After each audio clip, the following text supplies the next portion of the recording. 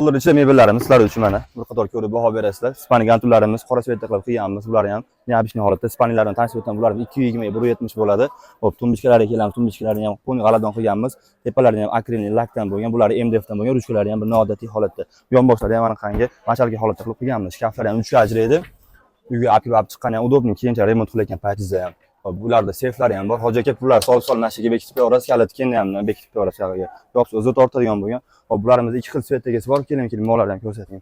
Hop, jemshik sveti deydigan bo'lsanglar, bularimizdan ham bor. Bular ham xuddi shunaqa holatda. Bularda ham shunaqa dollarlar bor, hoji aka. Bularning tepalarini polni oyna qilganmiz. Bularni ham keyin sensorli qilingan mana. Xolos svetlar ko'p. Bismillah. Bularni ham anaqa mexanizmli qilib qo'yganmiz. Kimga shunaqangi Spaniganturlar kerak bo'lsa, bemalol pastroq aloqa chiqarasizlar. Hop, asosiy narxlar ekan, ularimiz 13 million so'm O'zbekiston bo'yicha dastlabki xizmatini qilib beramiz.